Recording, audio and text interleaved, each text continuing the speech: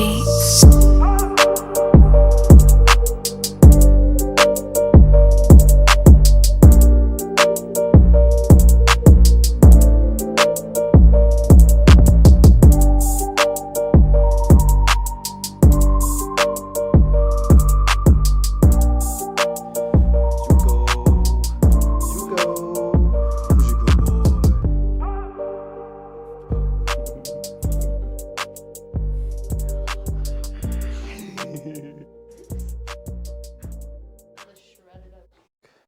Oh, and it's on. It's recording. Hello. Okay, Zuko, smile for the camera. No, it's right there. Oh my god. For one time. Really, he was sitting down and smiling at the camera. That was great. Okay, well, I guess may as well start. Hello. I think it's recording. Yeah. Yeah, get the. Make sure You can. Yeah, that'd be great. I really appreciate it. Thank you, Neva. Okay. So, bear with me. I'm using a script again.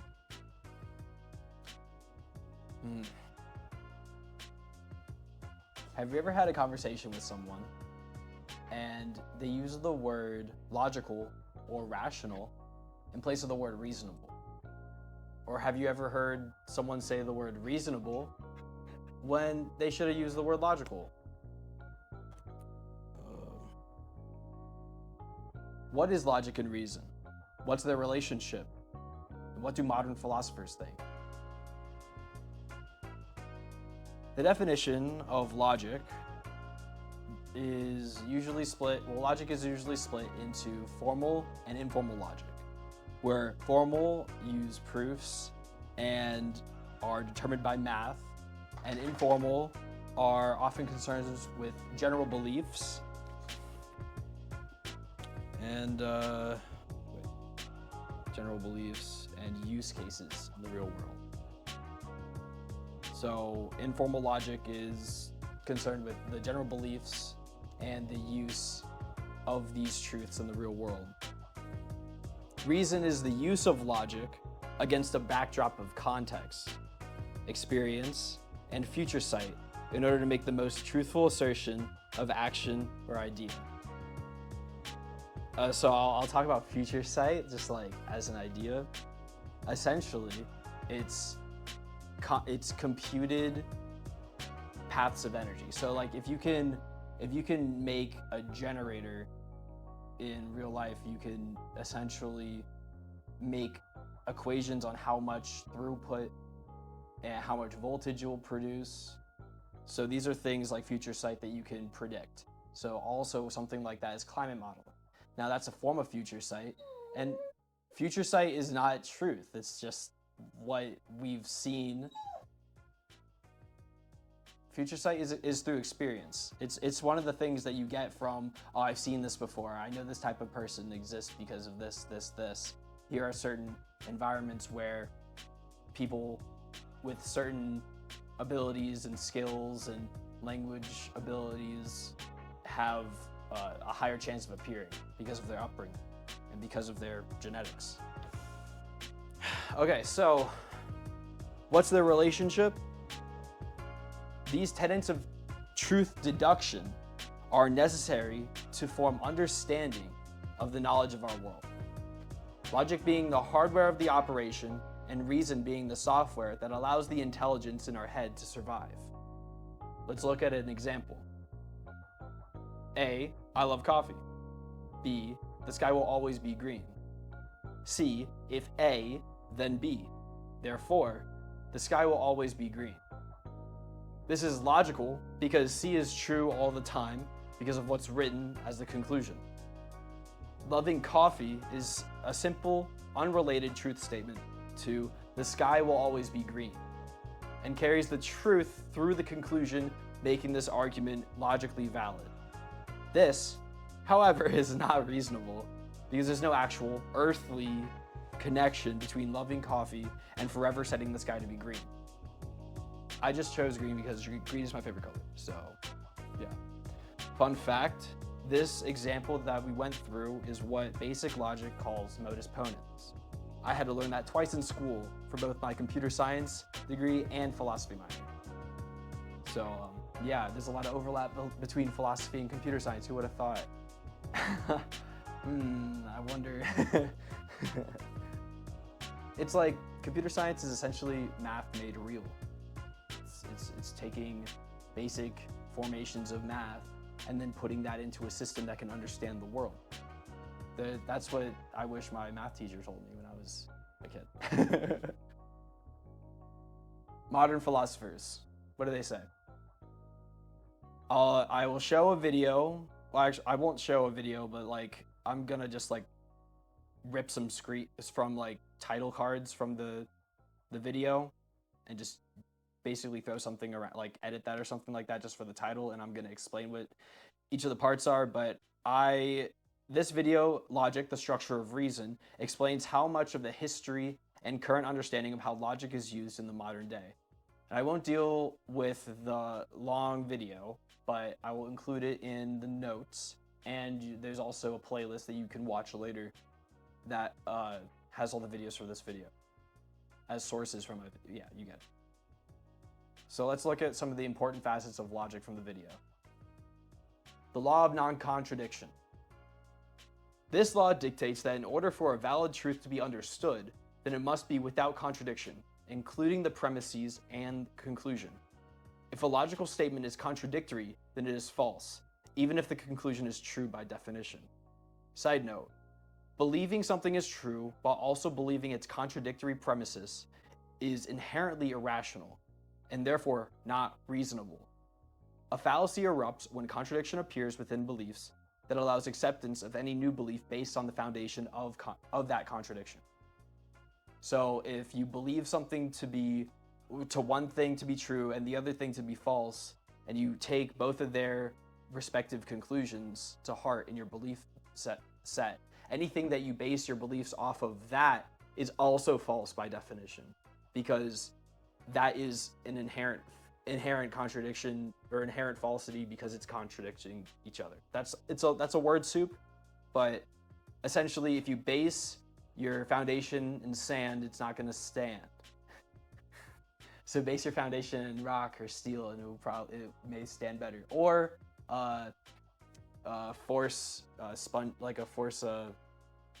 whatever it's, like the earthquake foundations, like a resistant. It's I'm trying to think of the word. An absorbent foundation. Okay, so the next thing is the law of excluded middle. This law dictates that logical statements must either be true or false. There's no middle ground between truth or falsity when it comes to formal logic. Reality, of course, shows that truth is nuanced in one way or another. When speaking on truth of the world through logical statements, these statements must have a specific assertion to make whether true or false. Or else it's just a statement and it's not saying any truth. But of course, real life truths are more nuanced. A lot of times they're implied, or they're presupposed, or they're entailed by something that is just a statement, or it's a question. Zuko is just looking at me like, I want to go over there. Hi. Okay, trigger warning, Boolean logic. I enjoy this style of logic because we use Boolean algebra every day in the black boxes that we call computers. And or not operations are the basis for our computers and are useful for determining truth or falsity by definition. This is real life truth or falsity, because if we can use math to determine the quantity of something, then we can take computers and their sensors and build a machine that can perceive reality just like us, because we can read the electric signals of our brains and our bodies, and we can predict what kind of chemical reactions are happening, so we can calculate how much energy the human body actually uses. Anyway, that was Boolean logic. And the last thing that I'll talk about from this video is the idea of logical positivism. This is the most important tenet to understand from modern logic, in my opinion. Asserting something is true is as easy as speaking it into existence. Saying this apple is red is the same as saying it's true that this apple is red. This also supports the ability for any legal body to create or manufacture truth, irregardless of empirical evidence. Yeah, I'll speak a little bit more on that. So, logical positivism allowed for basically asserting into law, into truth, into everyone's idea of who people are, that Black Americans who were slaves only had 3/5 of a vote. That's logical positivism. That's when it was really created and used for the most part, and also in colonialist like congressional bodies, where like in India, there was hella just like bureaucracy added, especially with codifying culture, which is kind of crazy to think about, is that a lot of imperialism just codifies culture, and culture is not an objective fact. It's just a way that people treat each other. And once you turn culture objective, it becomes authoritarian because it's someone else's idea of culture imposed upon you. Anyway, if you want more information about logic, then watch that video after finishing this one. Before moving to my constructive criticism, let's view some examples of logic being used in the real world and then determine how reasonable these logical deductions are. So I wrote this out because it was like, I'm pretty sure I wanted to say like Leonardo DiCaprio and climate disaster or climate catastrophe at the same time. So the title is Cleo Matardo Dictastrophe. Okay, let's start with something easy. And then, like, just... Thank you, Mr. Secretary General, Your Excellencies, ladies and gentlemen, and distinguished guests. I'm honored to be here today. I stand before you not as an expert, but as a concerned citizen, one of the 400,000 people who marched in the streets of New York on Sunday, and the billions of others around the world who want to solve our climate crisis.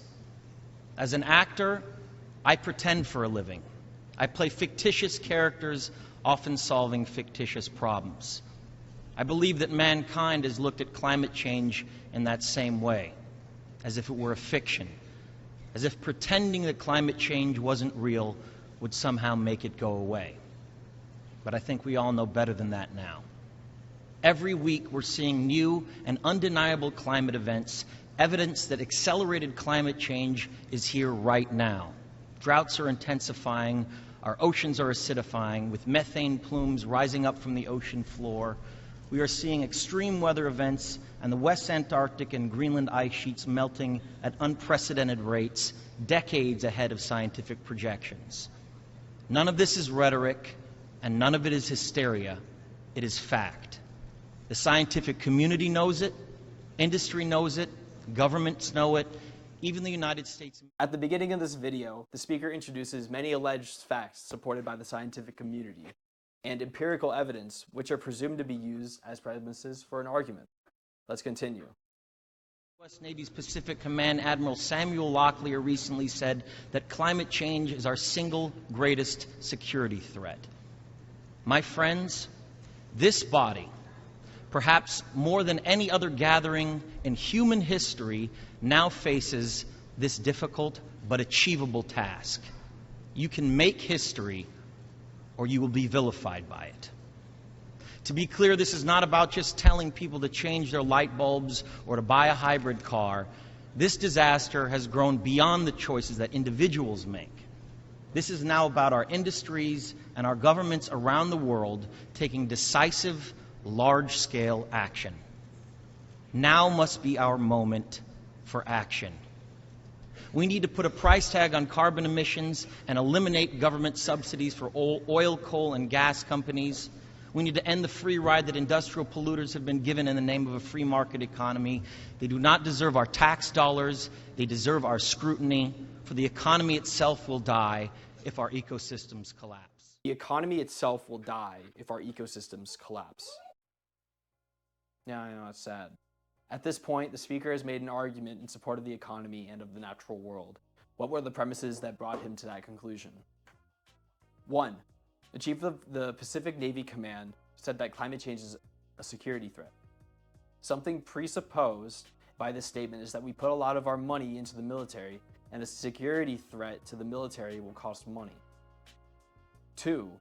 This is now about our industries and governments around the world taking decisive, large-scale action.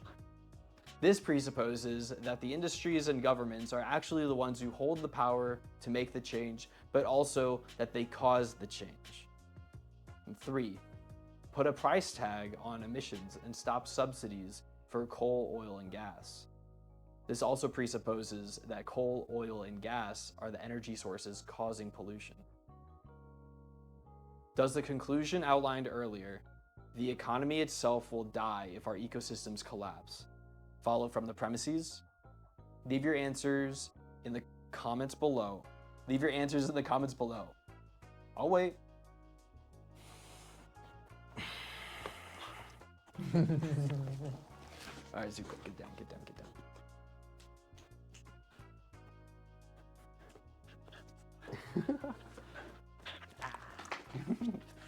Did you leave a comment yet? This dog. It's okay, it's okay. Stay right there. All right. My response to this speech is a two-parter. How is the economy tied to the ecosystem that's affected by our economy? i.e., how does burning fossil fuels or war profiteering cause the backlash of negatively affecting our economy if those sectors are not affected by the ecosystem? 2. The speaker is attempting to persuade the audience the only people who have the power to cause change are also causing the change. And he's asking them to stop doing the bad things that they're doing. Is that even reasonable? Does that make sense? I think it would be better if DiCaprio speaks there than not speaking at all. That is my main criticism.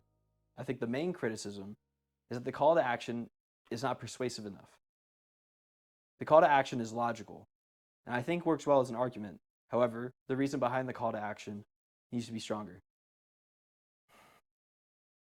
This video that we just watched is from nine years ago. COP28 just happened, and people in charge are still talking about phasing out fossil fuels and definitely backtracking on that pledge too. Oh, and here's a surprise tool that may help you later. This video, titled "Every Logical Fallacy Explained in 11 Minutes," is a good watch for refreshing yourself of logical fallacies that are simple and lead to a good next section. So go watch that and then come back if you want to, or leave it for later. Okay. A walk in the garden. Let's go on a thought experiment. A mindful walk in a Demon's garden. While you're on this walk, you take in the surroundings. The trees form a canopy above your head, while beams of sunlight illuminate a nearby patch of grass. Surrounding from below are various types of plants. Fruit, bushes, flowers, and ivy. You see different, yet exotic species that should be growing in much different climates than expected. You ask the men a question. How does this environment support all of these wildly different species of plants? It doesn't seem like they could survive. The man responds, "You see, I have needs whose ends are unseen. It may seem here clean, but others are not so pristine. I gleam oil in its sheen to power the magnificent plants that you've seen, though not here nor now have been conquered for power, but others for their gasoline." You respond, "What's with all this cryptic messaging?" So you get fossil fuels from other places to power the specific climate conditions to maintain these exotic plants. That's pretty cool. But it's all different today. There isn't a war for oil like there was. Demon says, "It was in the past for sure, but I'm not so sure anymore. I certainly have the capability to arrange a change before us. Why should climate change stop when benefit can be gained from the flora? I guess it helps people you get the fruit and plants and flowers to. But surely your carbon footprint is outweighed by the sequestration of the plants. Them it. Life is a cycle. Who will release their energy back to the planet when they're gone? Who has the capability to reverse the burning of oil, coal, and natural gas? Who is to determine the future of your family?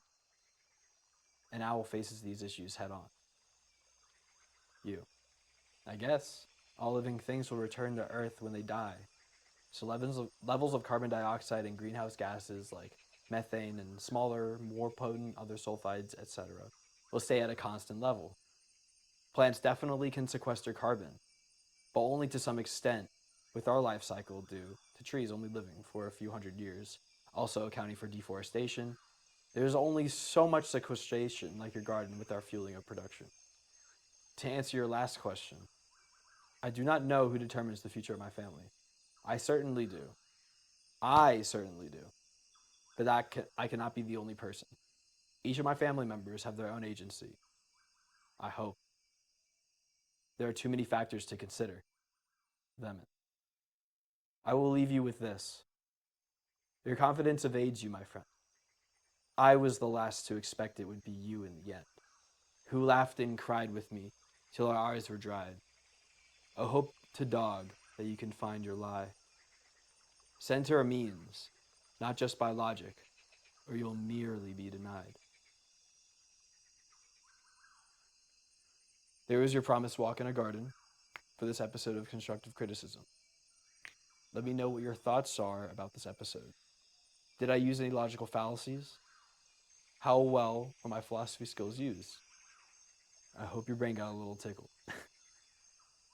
Like and subscribe, or don't. I don't care. Bibliography is in the description.